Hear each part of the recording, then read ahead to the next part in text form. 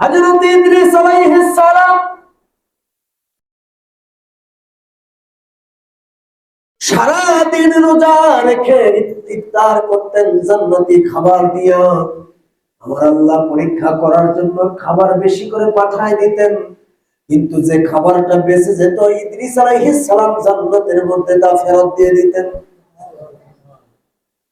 এরকম করে ইদ্রিস আলাইহিস সালাম খাবার পাইতেই থাকলেন। রাত্রিবেলা যখন ইবাদত করতেন ফেরেশতারা খুশি হয়ে যেতেন। আমার আল্লাহর হুকুমে ইদ্রিস আলাইহিস সালামকে নিয়ে ঘুরতে বের হতেন আল্লাহর কুদরতি জগৎ দেখার জন্য। ইদ্রিস আলাইহিস সালামকে নিয়ে আসমানি জগৎ জমিনি জগতের সমস্ত রহমতের সৃষ্টি জায়গাগুলোতে ইদ্রিস আলাইহিস সালামের ইচ্ছা মতো ঘোরানো হতো। ফেরেশতারা ইদ্রিস আলাইহিস সালামকে নিয়ে ঘুরতেন। একদিন ইদ্রিস আলাইহিস সালাম আল্লাহর নবী ইদ্রিস আলাইহিস সালাম বসে আছেন, হঠাৎ করে এক আগন্তুক মেহমান চলে আসলো, অপরিচিত এক মেহমান চলে আসলো। ইদ্রিস আলাইহিস সালাম জান্নাত থেকে যখন খাবার আসলো, ওই খাবারটা তাকে যখন খেতে বললেন, কিন্তু তিনি খেলেন না। সারা রাত বসে বসে আল্লাহর ইবাদত করলেন। হযরত ইদ্রিস আলাইহিস সালামের সঙ্গে আল্লাহর ইবাদত করলেন। দিনের বেলা ইদ্রিস আলাইহিস সালামের সঙ্গে পৃথিবীর মধ্যে ঘুরতে বের হলেন।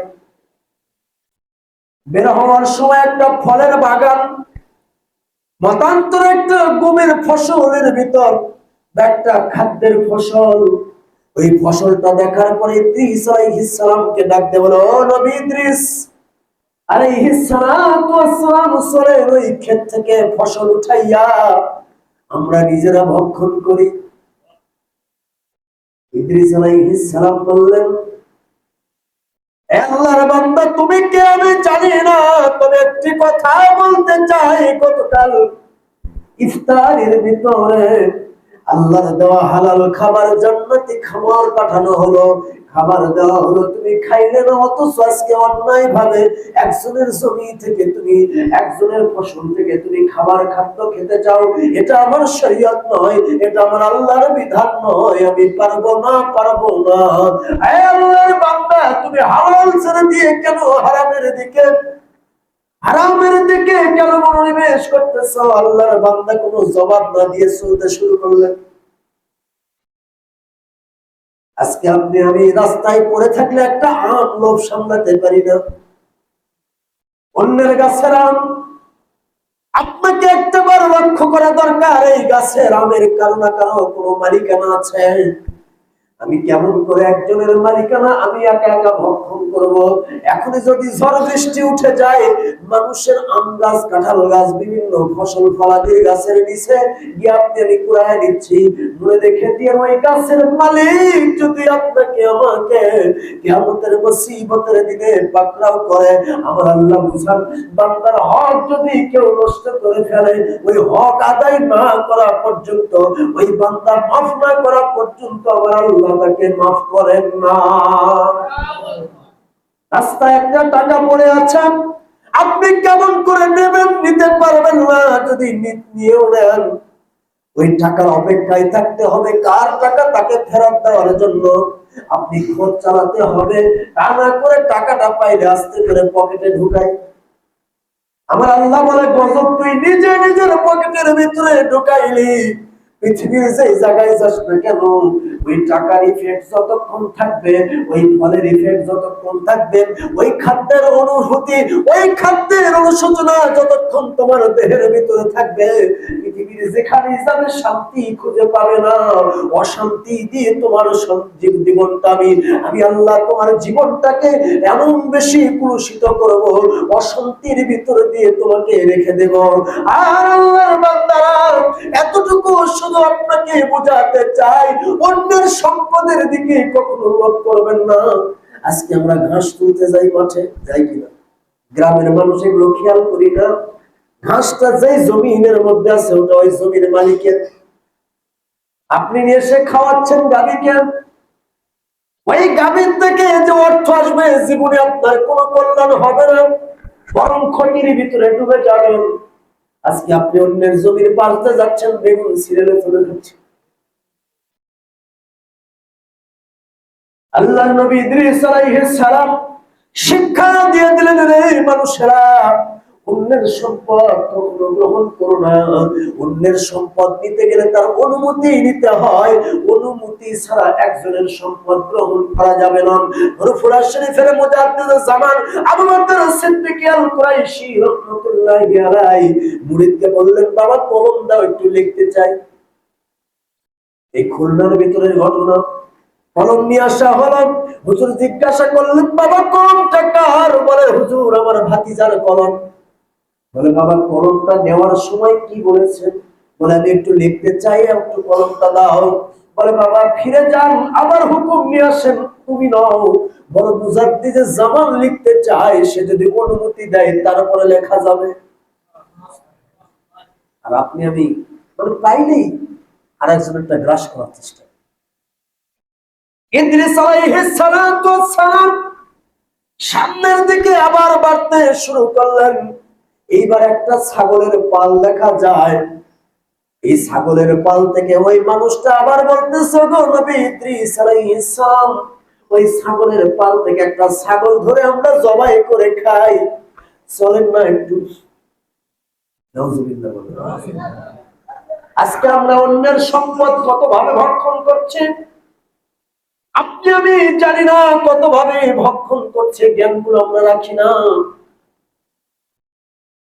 আজকে আমরা রাজনৈতিক নেতার নাম করে গরিবের হক নষ্ট করতেছি। আমরা হুজুররা আজকে মাদ্রাসা দিয়ে, মসজিদ মাদ্রাসার নাম করে গরিবের হক নষ্ট করতেছি। মনে রেখে দিয়েন, কিয়ামতের মুসিবতের দিনে গরিবগুলো যদি আপনার আমার বিরুদ্ধে দাঁড়িয়ে যায়, বাঁচার কোনো পথ থাকবে না। আজকে আমরা যারা বুঝি তারাই তো অন্যের হক গুলো নষ্ট করে খাচ্ছি। আমরা যারা হুজুর মানুষ, আমরা যারা আজকে হুজুরের দায়িত্ব নিয়েছি, অন্যের সম্পদ যা ইচ্ছা তাই ভক্ষণ করে খাচ্ছি। আমরা একটাবার চিন্তা করছি না, কেন আজকে ওয়াজের তাসির হয় না, কথার তাসির হয় না? কারণ আমরা নিজেরাই হারামের মধ্যে মশগুল হয়ে গেছি। যেই জবান থেকে হারাম খাদ্য ঢোকে, যেই জবান দিয়ে মিথ্যা কথা হয়, যেই জবান দিয়ে গীবত শিকায়েত হয়, যেই জবান দিয়ে আল্লাহর বিরুদ্ধে কাজ হয়, যেই জবান দিয়ে সৃষ্টির বিরুদ্ধে কাজ হয়, ওই জবানের কথার কোনো হেফাজত, ওই জবানের কথার কোনো তাসির থাকবে না। ওই জবান দিয়ে শুধু সুন্দর কথা বের হবে, ওই কথা মানুষের উপর প্রভাব ফেলবে না। জবানের হেফাজত করা একজন মুমিনের বড় দায়িত্ব। আসেন আজকে ইদ্রিস আলাইহিস সালামের কথা মনে পড়ে গেল, জান্নাতের কথা উঠাইতে গিয়া। ইদ্রিস আলাইহিস সালাম ওই ছাগলটাও নিলেন না, ওইদিকে গেলেন না। ইদ্রিস আলাইহিস সালাম সামনের দিকে আগাতে থাকলেন। 3 দিন হয়ে গেল। 3 দিনের ভিতরে বোঝা গেল লোকটা সাধারণ কোনো মানুষ নয়। তার আচরণ, সে খাবার খায় না, তার আচরণের ভিতরে বিভিন্ন লক্ষণ প্রকাশ পায়, সে সাধারণ মানুষের আচরণ করে না। ইদ্রিস আলাইহিস সালাম জিজ্ঞাসা করলেন, ও আল্লাহর বান্দা, কে আপনি? আপনার পরিচয়টা আমাকে একটু দেন। ইদ্রিস আলাইহিস সালামকে ডাক দেয়া বলে, ও নবী ইদ্রিস আলাইহিস সালাম, আমি আপনাকে পরিচয় দেব, তবে আপনার কাছে একটা শর্ত হলো, আপনি আমাকে ভাই হিসেবে গ্রহণ করবেন। আমি আপনার সাথে ভাইয়ের সম্পর্ক করার জন্য এসেছি। ইদ্রিস আলাইহিস সালাম বলেন, আপনি আগে বলেন আপনি কে? আল্লাহর বান্দা বলে, ও নবী ইদ্রিস আলাইহিস সালাম, আমি আল্লাহর ফেরেশতা মালাকুল মাউত আজরাইল আলাইহিস সালাতু ওয়াস সালাম। আমি আপনার সাথে বন্ধুত্ব করার জন্য, ভাই ভাই সম্পর্ক করার জন্য আপনার কাছে এসেছি। নবী ইদ্রিস আলাইহিস সালাম, আপনি আমাকে ভাই হিসেবে ফেরত দেবেন না, আপনি আমাকে একটু ভাই হিসেবে গ্রহণ করেন। আল্লাহর নবী ইদ্রিস আলাইহিস সালাম বড় চতুর চালাক ছিলেন। ডাকতে বলে, আজরাইল, তুমি কি সেই আজরাইল যে কিনা জান কবজ করে? আজরাইল আলাইহিস সালাম বলেন, হ্যাঁ। ইদ্রিস আলাইহিস সালাম বলেন, আজরাইল রে, তোমাকে ভাই হিসেবে গ্রহণ করতে পারি যদি তুমি আমার কথাগুলো মানো। ইদ্রিস আলাইহিস সালাম বললেন, আজরাইল আলাইহিস সালাম, আমি ইদ্রিস আলাইহিস সালাম তোমার কাছে করজোড়ে অনুরোধ করি, আমাকে এই মুহূর্তে মৃত্যুর স্বাদটা একবার গ্রহণ করাও। আমি জানতে চাই মৃত্যুর স্বাদটা কেমন, মৃত্যু কেমন, মৃত্যু হলে একটা মানুষের কেমন অনুভূতি হয়, এইটা আমি ইদ্রিস আলাইহিস সালাম জানতে চাই। ইদ্রিস আলাইহিস সালামের কথায় আজরাইল সালাম বললেন, এটা তো আল্লাহর হুকুমের অপেক্ষা, আল্লাহর কাছ থেকে অনুমতি নিতে হবে। আল্লাহর কাছ থেকে অনুমতি নেওয়া হলো। এইবার ইদ্রিস আলাইহিস সালামকে আমার আল্লাহর অনুমতি সাপেক্ষে আজরাইল আলাইহিস সালাম তার জানটা কবজ করে ফেললেন। আল্লাহর হুকুমে জানটা আবার দিয়ে দিলেন। দেওয়ার পরে ইদ্রিস আলাইহিস সালামকে জিজ্ঞাসা করলেন, আজরাইল নিজে বলতেছেন, আয় আমার ভাই ইদ্রিস, মৃত্যুর যন্ত্রণাটা কেমন একটু বলেন। ইদ্রিস আলাইহিস সালাম বলে, আজরাইল, একটা জীবন্ত মানুষকে যদি চামড়া টেনে টেনে ছিঁড়ে নামানো হয়, এইরকম যে কষ্ট হয়, এর চাইতেও বেশি কষ্ট মৃত্যুর ভিতরে। আজরাইল আলাইহিস সালাম বলে, আমার ভাই ইদ্রিস, জীবনে যত জান কবজ করেছি, আপনার জানটা কবজ করার ক্ষেত্রে সবচেয়ে বেশি ইহসান করেছি, আপনাকে সবচেয়ে কম কষ্ট দিয়েছি। মৃত্যু যন্ত্রণা ইদ্রিস আলাইহিস সালাম গ্রহণ করলেন ইবাদতে মনোযোগী হওয়ার জন্য। কিন্তু এবার ইদ্রিস আলাইহিস সালাম বলে, ভাই আজরাইল, এবার পরের শর্ত আর একটা আছে, আমাকে তো ইন্তেকাল করাইলাম, মৃত্যুর স্বাদ গ্রহণ করাইলা, এবার একটু জাহান্নামটা আমাকে দেখায় না আসো। ইদ্রিস আলাইহিস সালাম ফেরেশতা আজরাইল সালাম জাহান্নাম দেখাতে নিয়ে গেলেন। জাহান্নামের আযাব দেখার পরে ইদ্রিস আলাইহিস সালাম বললেন, ভাই আজরাইল, এবার একটু জান্নাতে নিয়ে চলুন। ইদ্রিস আলাইহিস সালামের দিকে তাকায় বলেন, আগে নবী ইদ্রিস আলাইহিস সালাম জান্নাতের পাশে নিয়ে যেতে পারি, তবে শর্ত আছে। শর্তটা হলো, আপনি যদি একটি কাজ করেন, জান্নাতে ওয়াদা দেন, জান্নাতে ঢুকবেন বটে, তবে জান্নাত থেকে আবার বের হয়ে আসতে হবেন। আপনি যদি ওয়াদাবদ্ধ হন, তবে আমি আপনাকে জান্নাতে নিয়ে যেতে পারি। ইদ্রিস আলাইহিস সালামকে নিয়ে জান্নাতের কাছে যাওয়া হলো। জুতাটা বাহিরে রেখে তিনি জান্নাতের ভিতরে চলে গেলেন। ফিরে আসলেন তার ওয়াদা রক্ষা করার জন্য। জুতাটা পায়ে দিলেন, দেওয়ার পরে আজরাইল আলাইহিস সালামের ওয়াদা রক্ষা করে ইদ্রিস আলাইহিস সালাম আবার জান্নাতের ভিতরে ঢুকে গেলেন। এবার ইদ্রিস আলাইহিস সালামকে জিজ্ঞাসা করা হলো, নবী ইদ্রিস, চলুন আমি আপনাকে দুনিয়ায় দিয়ে আসি। ইদ্রিস আলাইহিস সালাম বলেন, আর তো বের হতে রাজি না, আমি তোমাকে ওয়াদা দিয়েছিলাম জান্নাতে বের হবো, বের হয়েছি, আবার আসছি, এবার তো আমি তোমার ওয়াদার বাইরে। আল্লাহ পাকের কাছে আজরাইল আলাইহিস সালাম বিপদে পড়লেন। আল্লাহ পাক বললেন, আজরাইল, বিপদের কোনো কারণ নাই, ইদ্রিস আলাইহিস সালামের ভাগ্যটা এভাবেই লেখা হয়েছে। সুবহানাল্লাহ। ইদ্রিস আলাইহিস সালাম বললেন, আজরাইল, আমি তো আল্লাহর পক্ষ থেকে জানতে পেরেছি মৃত্যুর স্বাদ একবার গ্রহণ করতে হবে। আমি মৃত্যুর স্বাদ গ্রহণ করেছি, জান্নাতে ঢোকার আগে একবার জাহান্নামটাকে দেখতে হবে। আমি জাহান্নামটা দেখে এসেছি, আমি এখন জান্নাতে ঢুকছি, তুমি এখন তোমার কাছে যাও, আমি আমার কাছে। সুবহানাল্লাহ। আমি যেটা বুঝাতে চাচ্ছি, তার ইখলাস, তার আমালিয়াত, আল্লাহর প্রতি তাদের এত বেশি ইখলাস, এত বেশি বিশ্বাস ছিল যে তারা আল্লাহ ব্যতীত পৃথিবী কোনো কিছু, কোনো শক্তিকে তারা পরোয়া করতেন না। ইদ্রিস আলাইহিস সালাতু ওয়াস সালাম এত বেশি ইয়াকিন ছিল তার যে আমার আল্লাহ রাব্বুল আলামিন আমাকে রিজিক দান করবেন, এজন্য তিনি প্রতিদিন রোজা রাখতেন। কিন্তু আপনার আমার জন্য নবী মুহাম্মদ রাসূলুল্লাহ সাল্লাল্লাহু আলাইহি ওয়াসাল্লাম সহজ করে দিলেন, প্রতিদিন যদি নাও পারো সপ্তাহে 2টা রোজা রাখো, সোমবার এবং বৃহস্পতিবার। সুমু ইয়াউমাল খামিস ওয়া ইয়াউমাল ইসনাইন, তোমরা সপ্তাহে সোমবার এবং বৃহস্পতিবার রোজা রাখো, আমি নবী নিজেও রাখি। কিন্তু আপনারা রাখতে রাজি না। আমাদের চিন্তা, রোজা রাখলে আমাদের আয় কমে যাবে, আমি শ্রম দিতে পারবো না, ভ্যান চালাতে পারবো না, ধান কাটতে পারবো না, ফসল ফলা দিতে কাজ করতে পারবো না, আমার কষ্ট হবে। নাউজুবিল্লাহ বলুন। আমাদের ইয়াকিন, আমাদের বিশ্বাস আল্লাহমুখী করা দরকার। আমাদের একিনটা যদি আল্লাহমুখী হয়ে যায়, আল্লাহ রাব্বুল আলামিন আপনাকে আমাকে জান্নাতে ওয়াদা করেছেন যদি আমরা শিরিক না করি, আল্লাহর নাফরমানি না করি। কিন্তু আমরা তো সারা জীবনটাকে আমরা নাফরমানির মধ্যেই যুক্ত, আমরা শিরিকের মধ্যে সবাই মুক্ত। কারণ আমরা প্রত্যেকটা কাজ করে খেলে মানুষ যাতে খুশি হয়, সমাজের মধ্যে মানুষ যেন আমাকে ভালো বলে, সমাজের মধ্যে আমি মানুষের কাছে বড় হতে চাই, এই জন্য আপনারা আমার কর্ম। আর এটা হলো রিয়া, মানুষ দেখানো ইবাদতটা রিয়া। আর রিয়াও সেরকম খাফি, রিয়া হলো গোপন শিরক, ইন্না শিরকা লাযুলমুন আযীম, নিশ্চয় শিরক হলো আল্লাহর উপর বড় জুলুম। এজন্য শিরিক থেকে মুক্ত থাকা দরকার। শিরিকের মধ্যে একটা শিরিক হলো বর্তমানে তাবিজ, যদিও তাবিজ শিরিক নয়, তাবিজ জায়েজ। তামিমটা হারাম, তাবিজ জায়েজ। হাদিসের ভাষায় এসেছে তামিম। তামিমটা কি?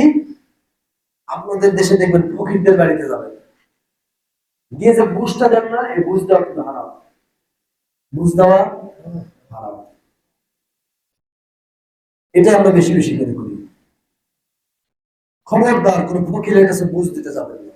আপনার যদি মনে হয় কেউ আপনার উপর জাদু টুনা করেছে, এটা হতে পারে কারণ আমার রাসূলের উপর জাদু টুনা করা হয়েছে, সেজন্য আল্লাহ শেফা দান করার জন্য সূরাতুল ফালাক এবং সূরাতুল নাস দান করছে।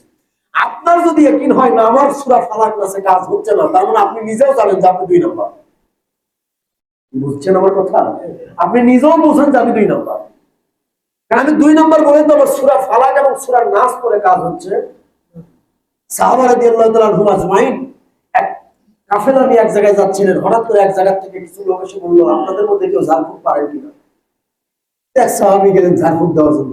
ঝাড়ফুঁক দিতে গিয়ে তিনি ফুঁক দিলেন সূরা ফাতিহা পড়ে। সূরা ফাতিহা পড়ে ফুঁক দিয়েছে, কাজ হয়ে গেছে।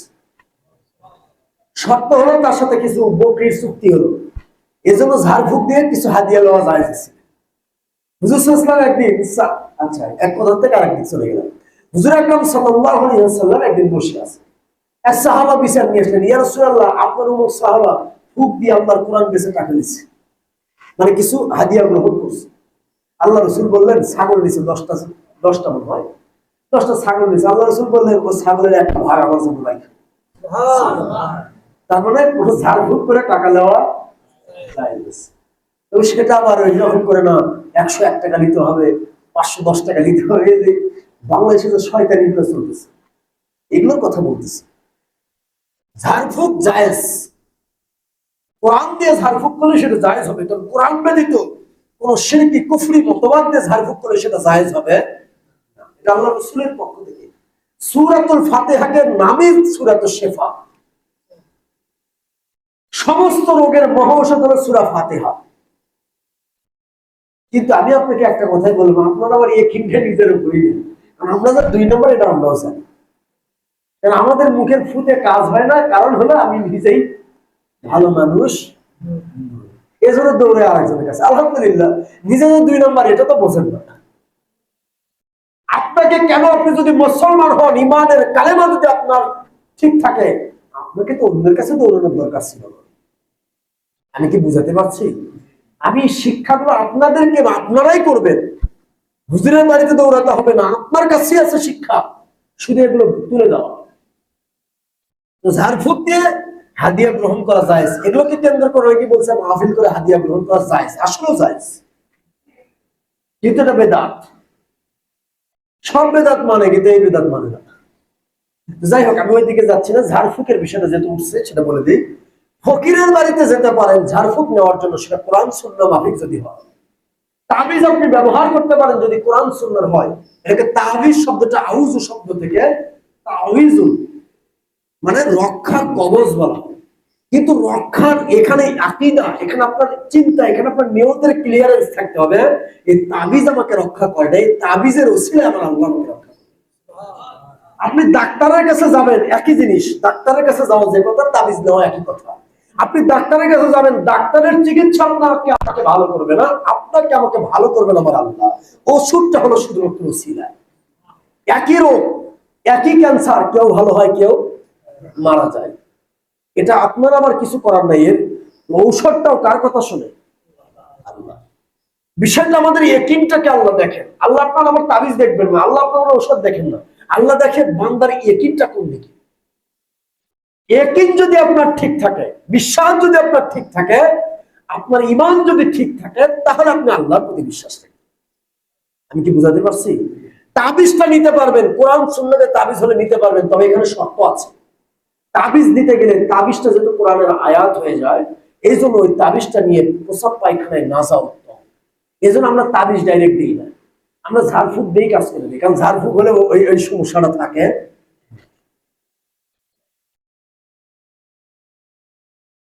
তাবিজ কোনটা হারাম? তাবিজ হারাম না, তামিম হারাম। কোনটা হারাম? আজকে ফকিরের বাড়িতে গেলে আপনাকে বুঝ দেবে, আগে বুঝ দিয়ে আগে আপনাকে ক্যাপচার নেবে, সম্পূর্ণ জিন দ্বারা এগুলো কিছু মিথ্যা বলে আপনাকে আমাকে পটায় ফেলে, আর আমরাও মনে করি ক্লান্ত হয়ে গেছে। আর আপনিও যদি আমার সামনে বসেন, আমিও যদি কিছু লক্ষণ বলতে থাকি, আপনি মনে করেন মনে হয় আমি এইরকম। এটা হলো মানুষের মনস্তাত্ত্বিক একটা বিষয়, এটা একটা মনোবিজ্ঞানের একটা বিষয়। যাই হোক, যখন আপনাকে এগুলো বলে আপনাকে ঘায়ল করে ফেলছে, এখন আপনি চিন্তা করতেছেন, হাই রে হুজুর ছাড়া তো ভালো হবে না। এখন ওই হুজুর বলে দিচ্ছে অমুক মসজিদের পানি লাগবে, অমুক ঘাটের মাটি লাগবে, অমুক জায়গার কাঠ লাগবে, এই জায়গার ইটা লাগবে, ওটা লাগবে। এই যে বিভিন্ন জায়গা থেকে বিভিন্ন বস্তু সংগ্রহ করে সেই বস্তুর উপরে বিশ্বাস রাখলেন, এটাকে বলা হয়েছে তামিম, এটা হলো হারাম। আমি কি বোঝাতে পারছি? কারণ আগের যুগে তামিম ব্যবহার করা হতো বিভিন্ন ওই কি বলে মূর্তির মাটি, তারপরে বিভিন্ন জায়গা থেকে চুল, বিভিন্ন কিছু সংগ্রহ করে তাবিজ করা হয়। এইটাকে আল্লাহ রাসূল হারাম করেছেন, এটাকে তাবিজ বলে, এটাকে বলে তামিম। এই তামিমটা হারাম। বুখারী শরীফের যে ভাষাটা এসেছে সেটা তামিমের ব্যাপারে, কিন্তু এটাকে লেজার তাবিজের মধ্যে লাগাইছে। যেমন বাংলাদেশে আমাদের কিছুদিন আগে একজন ফতোয়া দিয়েছিল, নামটা ভুলে গেলাম আমি, বাংলাদেশে ইব্রাহিম, কি ইব্রাহিম, কাজী ইব্রাহিম সাহেব ফতোয়া দিলেন কি, যে ওই যে মৃত্যুর যে আমরা 40 করি বা বিভিন্ন অনুষ্ঠান করি, এটা হারাম। কোথায় পাইছে? একটা বুখারীর একটা হাদিস এসে সে লাগাই দিল, অথচ বুখারীর ওই হাদিসে কথাই নেই। ওই হাদিসে একটা কথা আছে যে কোন মানুষ মারা গেলে তার জন্য ডুব দিয়ে কাঁদা, অর্থাৎ মহিলারা যেভাবে বিলাপ করে কাঁদে, এরকম কান্না করা হারাম করা হয়েছে। সেই হাদিস এসে লাগাইছে এরকম খাওয়ার মধ্যে। আমাদের দেশে কিছু লাগার মূর্খ কিছু আলেম বেরিয়েছে, যারা না বুঝে, মানে এরা হলে হাদিসের খালি অর্থ বলে, মূল হাসিয়া গুলো পড়তে পারে না, মূল হাসিয়া গুলো পড়ে না, বা ভালো করে এদের ওস্তাদ নাই। এই জন্য এরা বলে ওস্তাদের কাছে যাওয়া হারাম, পীরের কাছে যাওয়া হারাম, এর কাছে যাওয়া হারাম। কারণ এদের ওস্তাদ না থাকার কারণে এরা শয়তান দ্বারা পরিচালিত হয়, আর তখন এরা যা ইচ্ছা তাই বলে দেয়। এই জন্য সাবধান থাকবেন। এই মুফতি কাজী ইব্রাহিম তো কয়েকদিন আগে আমার আর একটা ফতোয়া মারছে, ডক্টর ইউনূস নাকি নবীদের এরকম একটা কি যেন একটা ফতোয়া দিচ্ছে, শুনলাম। নাউজুবিল্লাহ। মানে দালালি করতে করতে মানুষ কোন পর্যায়ে চলে গেছে। সে ডক্টর ইউনূসীয় কাজ যাই হোক, সেটা পাক্কা সুদারু। আর সুদারু যেই হোক না কেন, সে আল্লাহর লানতপ্রাপ্ত, তাকে আমি কখনো তার সুপারিশ করতে পারি না, তার জন্য কখনো ভালো ছাপাই গাইতে আমি পারবো। সে যে হয় হোক, তাতে আমার আসা যায় না। তার জন্য একেবারে ফতোয়া দিয়ে ফেলল নবীদের মতো, নাউজুবিল্লাহ। সিলেক্টেড হয়ে নাকি আসছে, নাউজুবিল্লাহ। আল্লাহ এই ধরনের, আল্লাহ জালেম দিয়ে জালেমকে উঠায়, এটা মাথায় রাখবেন। এক জালেম যাবে আর এক জালেম আসবে, আর এক জালেম যাবে আর এক জালেম আসবে, এরকম করে জালেম দিয়ে আল্লাহ জালেম উঠায়। আল্লাহ আল্লাহ ওয়ালাদের সাথে আল্লাহ ওয়ালাদের সম্পর্ক জুড়াই দেন। এই জন্য বলছি, হুটহাট করে যা ইচ্ছা তাই ফতোয়া দেবেন না। আমি একটা জিনিস বারবারই বলি, আলেমদেরকে সাবধান থাকা দরকার। কারণ আওয়ামী লীগ বিএনপি এরা ভুল করতে পারে, কারণ এরা ইসলাম নিয়ে চলে না। ওরা ভুল করবে, কিন্তু আলেমদের কাছে শুধরাবে ওরা। ওদের ভুল হলেও মানুষ ওরা ফতোয়া হিসেবে গ্রহণ করে না, মানুষ তাদেরকে কখনো ফতোয়া হিসেবে গ্রহণ করে না। বরং আওয়ামী লীগ বিএনপি যে কাজটা করছে, তারা ইসলামের কাজ করছে না, তারা গণতান্ত্রিক রাজনৈতিক কাজ করছে। তাদের ব্যাপারটাই আলাদা। আর আপনি আমি যখন ধর্মের লেভেল দিয়ে রাজনীতির মধ্যে ডুবে যাব, গণতন্ত্রের মধ্যে ডুবে যাব, তখন সেটা হয়ে যাবে বিপরীত, ওটা হয়ে যাবে উল্টা। এই জিনিসগুলো আমরা বুঝতে না পেরে আমরা উল্টা পাল্টা করছি। এই জন্য বলছি, আপনার ইসলাম এমন একটা ধর্ম, ইন্না দীনা ইনদাল্লাহিল ইসলাম, নিশ্চয় আল্লাহর কাছে মনোনীত ধর্ম হলো ইসলাম। আর ইসলামটা পরিপূর্ণ একটা বিধান, এর উপরে নতুন করে আর কোনো বিধান চালু করার দরকার নেই। এই জন্য আসেন, বাংলার সমস্ত মানুষদেরকে বলি, যে যে দলই করেন না কেন, ধর্মের ব্যাপারটাকে ধর্মের জায়গায় রাখেন।